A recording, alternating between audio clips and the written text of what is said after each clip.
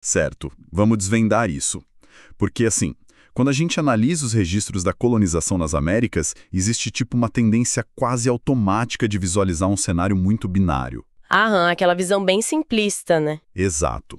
De um lado, o império opressor gigantesco e do outro, as populações subjugadas operando escondidas nas sombras. Mas o nosso mergulho nas fontes de hoje pega essa lente simplista e estilhaça ela completamente. Com certeza. A gente está falando de uma estrutura que, no auge, reuniu tipo umas 20 mil pessoas. 20 mil pessoas. Para quem está ouvindo a gente colocar isso em perspectiva, essa população é maior do que a de milhares de municípios brasileiros de hoje em dia. É muita gente. E o mais revelador aqui, que quebra totalmente o mito, é que não era um espaço habitado exclusivamente por pessoas negras escravizadas que tinham fugido. Não mesmo. A demografia ali incluía indígenas e, surpreendentemente, uma parcela bem significativa de brancos pobres. Sim, desertores, pessoas marginalizadas pelo próprio sistema colonial europeu. A escala dessa sociedade muda totalmente o paradigma do que a gente entende por resistência. E para reconstruir essa história com precisão, a gente se baseou numa pilha documental riquíssima, né? Sim, eu fiquei maravilhada com as fontes.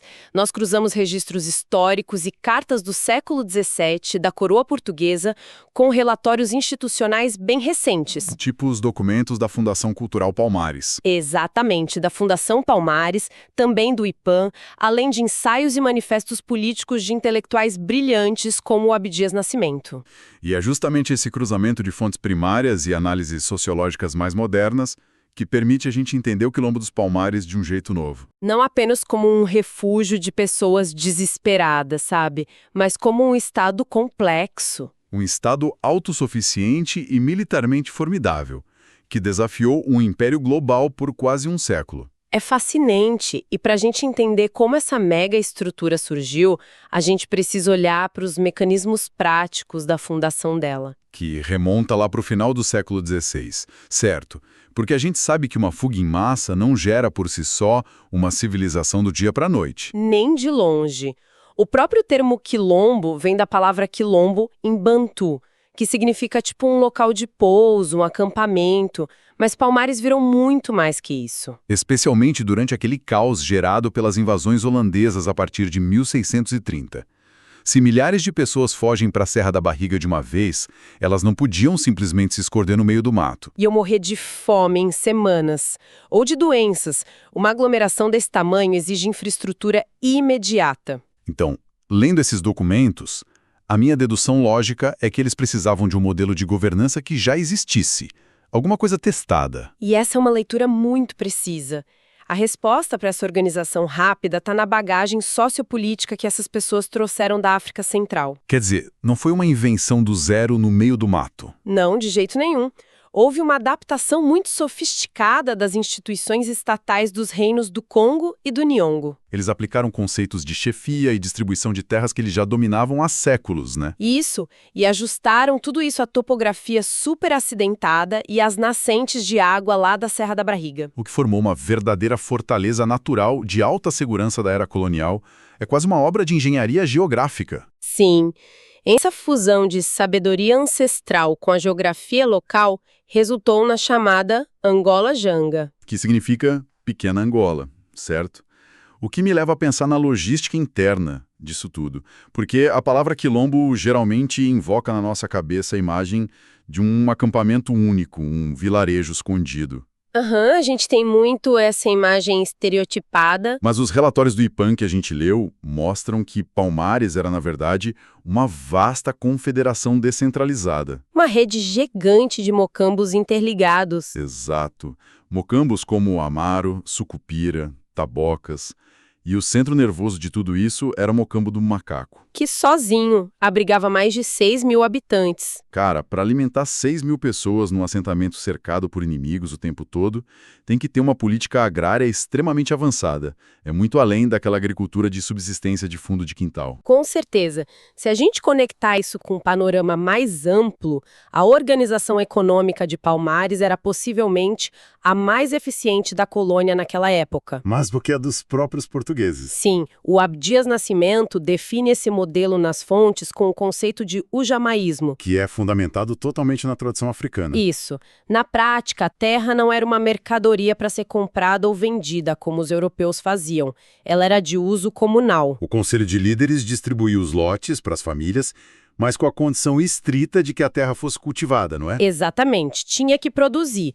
E o resultado disso foi uma policultura muito rica: mandioca, feijão, cana, batata doce. E ainda criavam animais, caçavam, faziam um processamento de melaço. E aqui entra um detalhe que as cartas coloniais às vezes deixam escapar, mas que eu acho um absurdo de fascinante. Das rotas comerciais. Sim. Palmares não produzia só o suficiente para alimentar aquelas 20 mil pessoas. Eles geravam um excedente tão massivo que começaram a estabelecer rotas de comércio clandestinas com as vilas coloniais vizinhas. É uma ironia gigantesca. É quase inacreditável. Você tem a colônia portuguesa obcecada pela monocultura da cana-de-açúcar, enfrentando crises de fome o tempo todo, sendo alimentada pela comida de quem eles tentavam destruir. Eles operavam como uma potência econômica paralela mesmo. Fazendo negócios com colonos brancos que preferiam 1000 vezes comprar comida farta e barata do que manter lealdade ideológica à coroa de Portugal. E essa dinâmica escancaram a ameaça que Palmares representava. Provar ali, na prática, que uma sociedade gerida por africanos era mais próspera e sustentável do que o projeto europeu. Isso destruiu o argumento base deles de que a escravidão era civilizatória. Exatamente, o Império não podia tolerar esse exemplo de sucesso. E para proteger toda essa prosperidade, a engenharia de defesa deles tinha que ser perfeita. O conselho deliberativo deles não tinha só homens, né?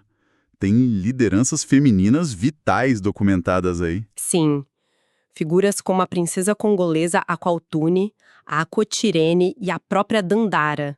Elas orquestravam uma máquina de guerra absurda. E que defesa, hein?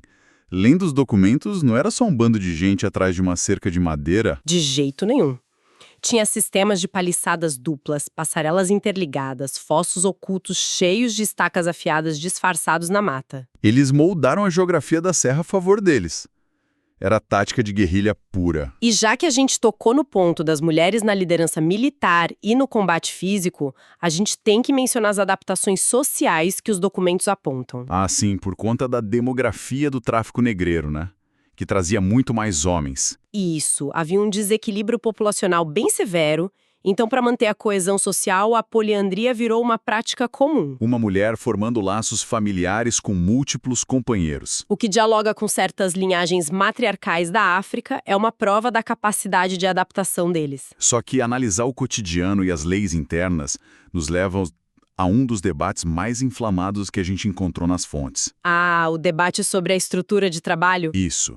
E a gente tem que ser super cuidadoso aqui e focar estritamente no que está escrito nos documentos de ambos os lados, porque é uma controvérsia recorrente. Sem dúvida.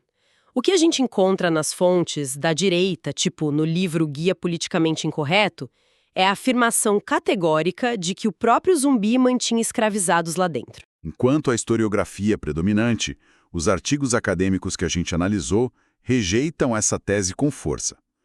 Como que as fontes resolvem ou explicam essa dissonância? A divergência central está em como a gente interpreta diferentes modelos de dependência e servidão no século XVII. O consenso entre a maioria dos historiadores nessas fontes é que não existe documento confiável atestando uma escravidão comercial e racializada lá dentro. Que seria aquele modelo europeu horrível de plantation, né? Exato. O que os documentos coloniais apontam é que, em ataques de Palmares contra fazendas, indivíduos podiam ser raptados e mantidos num tipo de dependência lá dentro. O que espelhava os costumes de guerra lá da África Central. Perfeito. O foco era assimilar cativos de guerra para aumentar o tamanho da população e a força militar, não para explorar o trabalho mercantil de forma perpétua como a Europa fazia. E os fugitivos que chegavam de forma voluntária eram sempre integrados como pessoas livres. Sempre. Mas a dureza da lei interna existia e isso os documentos não negam. Não mesmo. E aí entra um ponto pesado. Relatos de prisioneiros indicam que a deserção era tratada de forma extrema. execuções e penas capitais para quem tentasse fugir de volta ou negociar a paz sem autorização. É um dado chocante quando você lê pela primeira vez. Espera aí, então no coração do maior símbolo de liberdade das Américas, existia a pena de morte para quem quisesse sair? Como a gente entende esse paradoxo sem romantizar a história? Isso levanta aquela questão importantíssima sobre o anacronismo, sabe? Da gente não tentar usar a nossa régua de moralidade e direitos civis de hoje para medir o século XVII. Faz sentido. Eles estavam num estado de guerra constante. Total. Palmares estava sob embargo, lutando contra o extermínio diário promovido pela maior máquina de guerra naval do planeta. Não era um experimento de paz. Era um enclave militar. Num cenário de cerco desses, um desertor não é só um cara que mudou de ideia e quer ir embora. Exatamente. É alguém que carrega na cabeça as informações vitais sobre as defesas secretas, as trilhas, as armadilhas. A deserção era a alta traição que podia custar a vida de 20 mil pessoas num estalar de dedos. A lei marcial permanente e as execuções eram vistas pelos líderes como um instrumento horrível, mas totalmente indispensável para evitar que todo mundo fosse aniquilado. E toda essa tensão entre sobrevivência, lei dura e diplomacia culmina na ascensão da figura mais famosa dessa história, que é o zumbi. Nossa, e a biografia dele, baseada nessas fontes primárias, é filme puro. Totalmente, porque ele entendia intimamente a mente do inimigo europeu e não só de ver eles no campo de batalha. É um detalhe crucial. Zumbi nasceu livre, dentro do território de Palmares, por volta de 1655. Mas ele foi capturado pelas forças portuguesas quando tinha só uns 6 anos. Sim, e entregue para um padre, o Antônio Melo, que batizou o menino de Francisco e o educou dentro da igreja. Ele aprendeu a ler e escrever em português e, pasmem, os documentos mostram que ele era fluente em latim. Ele até ajudava a rezar as missas. A coroa achava que tinha domesticado o menino. Só que o projeto de apagamento cultural deles falhou espetacularmente. Aos 15 anos ele foge e volta para a Serra da Barriga, abandona o nome Francisco e vira o zumbi. E esse conhecimento profundo da engrenagem colonial, de saber como os portugueses pensavam e faziam as leis, explica o grande momento de ruptura de Palmares em 1678. Quando o governador de Pernambuco oferece um acordo de paz pro rei da época, o Ganga Zumba. Um acordo que, vamos ser sinceros, era um cavalo de Troia gigante. Sim, o governador dizia, olha, a gente para de atacar, perdoa vocês e dá umas terras ali no Vale do Cacaú. Mas as letras miúdas exigiam submissão total à coroa. E a parte mais absurda, exigiam que Palmares capturasse e devolvesse qualquer novo escravo que tentasse fugir para lá no futuro. Ganga Zumba, pensando em parar o derramamento de sangue e garantir a vida do núcleo dele, aceitou. E é aí que Zumbi bate o pé contra o próprio tio, o rei. Como ele conhecia o sistema, ele viu a armadilha na hora. Ele sabia que Palmares ia virar uma agência terceirizada de capitães do mato. Exato. Eles iam deixar de ser o grande farol da liberdade e iam virar os carcereiros das próximas gerações de africanos. Para ele era inaceitável. Zumbi recusa, cria um cisma interno bizarro. Ganga Zumba acaba morrendo pouco depois, dizem que envenenado. Em 1680, o Zumbi assume o comando absoluto. E com a recusa do Zumbi em se submeter, a coroa portuguesa entra no modo aniquilação total. Eles mudam a estratégia militar e resolvem contratar um bandeirante. E é aí que a gente introduz o Domingos Jorge Velho. E aqui a coisa fica realmente interessante nas fontes. A disparidade das narrativas, né? Total. Pensa na ironia construída no século XX. Monumentos e pinturas tentaram eternizar esse bandeirante como um herói civilizado europeu, todo imponente. Sendo que os documentos da própria época dizem o contrário. As cartas do próprio bispo de Pernambuco descrevem o Domingos Jorge Velho como um mercenário implacável que andava parecendo um selvagem. Ele mal falava português direito. Falava mais a língua tapuia. Tinha um bando de indígenas explorados junto com ele, era temido até pela aristocracia pela crueldade. Enquanto isso, tentavam pintar o Zumbi como um líder irracional. Quando, na verdade, era um poliglota e estrategista. Uma inversão total do que é civilidade e barbárie. É fascinante, mas infelizmente, a máquina de destruição do Domingos Jorge Velho era brutal. Cerco, fome, artilharia. Até que em fevereiro de 1694, a capital do Quilombo, o Mocambo do Macaco, cai. E o nível de desespero é de cortar o coração. Os relatos apontam que centenas de pessoas se jogaram dos penhascos. Incluindo guerreiras gigantes como a Dandara. Preferiram a morte coletiva a voltar para os grilhões. O zumbi ainda sobrevive, fica quase 2 anos escondido nas matas fazendo guerrilha, mas em 20 de novembro de 1695, ele é traído por um aliado sob tortura. O Antônio Soares. Isso, ele é emboscado, morto com muita violência e tem a cabeça cortada, salgada e exposta em praça pública em Recife. E o governo dizia com todas as letras que o objetivo de expor a cabeça era matar o mito popular. Provar que zumbi não era imortal, como muita gente achava. Só que essa tentativa de apagamento nos leva direitinho para a segunda parte do nosso mergulho, o legado. Porque ao debater essa tentativa de apagar Palmares da história, o filósofo Abdias Nascimento usa aquele termo fortíssimo que a gente encontrou nas fontes, o menticídio. Explica um pouco mais como ele define menticídio nas obras dele, para quem está escutando a gente pegar o conceito. O menticídio seria o assassinato sistemático da mente e da identidade. É um processo de lavagem cerebral eurocêntrica que apaga a capacidade das populações negras de organização estatal complexa. Fazer a pessoa esquecer que eles construíram um império de 20 mil pessoas, funcionando melhor que a colônia. Exatamente. E para curar isso, o Abdias propõe o quilombismo, que não é voltar para o mato, mas usar a estrutura cooperativista e solidária de Palmares como uma filosofia de ação política para o Brasil de hoje. E a gente vê que esse menticídio não venceu, né? Porque as manifestações resistem, o próprio local histórico, a Serra da Barriga, está lá protegido pelo IPHAN, como o Parque Memorial Quilombo dos Palmares. Tem réplicas dos mocambos, espaços sagrados. É o único parque de cultura negra do Brasil com essa estrutura. E, claro, a data da morte do zumbi. O 20 de novembro. Que hoje é o Dia da Consciência Negra, sobrepondo totalmente aquele 13 de maio burocrático e dando protagonismo para quem lutou, e não para quem assinou um papel. Com certeza. E esse patrimônio imaterial invadiu as artes, que é a melhor forma de garantir que a memória não morra. Tem aquele filme incrível de 84, O Quilombo. Da Zezé Mota como Dandara, é um clássico. Tem a Estação Primeira de Mangueira que já cantou essa história na avenida. Na literatura, temos o cordel da Jari Arraes resgatando as mulheres de Palmares. A Revolução do Mangue Beat com a Nação Zumbi nos anos 90. E, nossa, eu fiquei surpresa com o alcance dos videogames. O jogo indie brasileiro Dandara, que ganhou prêmios no mundo todo. Eles transformaram a guerreira palmarina na salvadora mística de um mundo surrealista.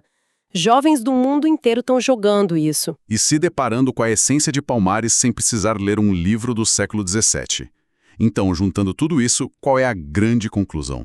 O que essa memória preservada significa? Bom, a leitura das fontes mostra que apagar Palmares seria aceitar a mentira de que a escravidão foi um processo inevitável, sem alternativa viável. E Palmares prova justamente o oposto, que a alternativa existiu, uma sociedade autossuficiente e estruturada sem depender do mercantilismo de corpos humanos. E o irônico é que ao decepar o zumbi lá em 1695, a coroa portuguesa fez exatamente o inverso do que queria. Eles queriam matar a ideia, provando a biologia do homem. Mas ao martirizar ele, garantiram a imortalidade do mito.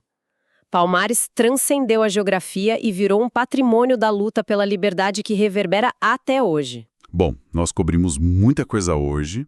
Fomos de um pequeno acampamento na serra até uma república gigantesca governada por estratégias da África Central. Passamos por ironias do comércio paralelo, a lei marcial dura e o legado na nossa cultura. Uma história de resiliência impressionante. E para encerrar esse nosso mergulho, a gente quer deixar uma provocação para quem está acompanhando a gente. Uma semente para vocês botarem na balança. E se as coisas tivessem sido um pouco diferentes? Exato. Imagina se aquele acordo de paz lá de 1678 tivesse prosperado. E se a diplomacia tivesse forçado a coroa a reconhecer oficialmente Palmares como um enclave independente e autônomo dentro da América do Sul até os dias de hoje. Um país dentro do país. Como que esse Estado totalmente cooperativista teria reescrito o mapa geopolítico, a economia e a própria história da escravidão nas Américas. É um contraponto mental incrível para se fazer. É isso. A história sempre exige que a gente não fique só na superfície das narrativas de quem venceu. A gente se vê no nosso próximo mergulho investigativo.